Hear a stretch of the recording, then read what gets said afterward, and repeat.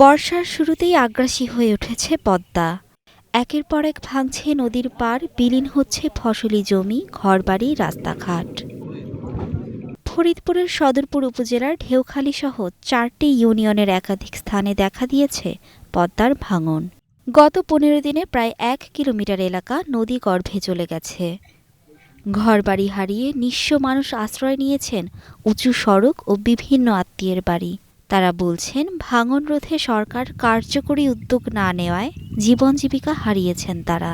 এই বর্ষার শুরুতেও এই ঘাট থেকে প্রায় ১ কিলোমিটার দূরে আসলে আমরা নদীটা দেখতে পেয়েছিলাম।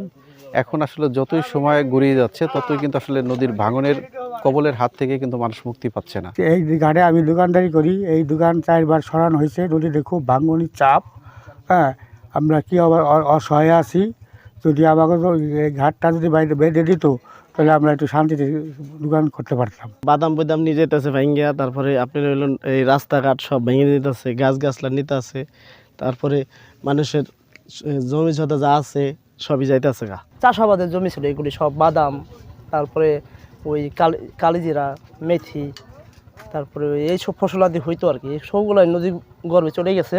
উপজেলা নির্বাহী কর্মকর্তা বলছেন, ভাঙন কবলিত এলাকায় শিগগিরই ফেলা হবে জিও ব্যাগ। শুষ্ক মৌসুমে নেওয়া হবে স্থায়ী বাঁধ নির্মাণের উদ্যোগ। কেলবাড়িয়া, চর নাসিরপুর, চর মানাইর এবং আকটের চরের প্রায় 40% এই ইউনিয়নগুলো হচ্ছে চরের মধ্যে, এবং এই ইউনিয়নগুলোর পাশ দিয়ে যে পদ্মা নদী প্রবাহিত হয়ে গেছে সেজন্য এই ইউনিয়নগুলো বর্ষাকালে প্রচুর ভাঙনের শিকার হয় এবং এই ভাঙনের ফলে এই ইউনিয়নের মানুষেরা অনেক ক্ষতিগ্রস্ত হয়। তো আমি ঊর্ধ্বতন কর্তৃপক্ষের দৃষ্টি আকর্ষণ করছি এবং আমি আমাদের সরকারের দৃষ্টি আকর্ষণ করছি যেন অচিরেই এই নদী ভাঙন থেকে সদরপুরবাসীকে রক্ষা করার জন্য নদী শাসন যেন করা হয়, আমি সেই অনুরোধ করছি।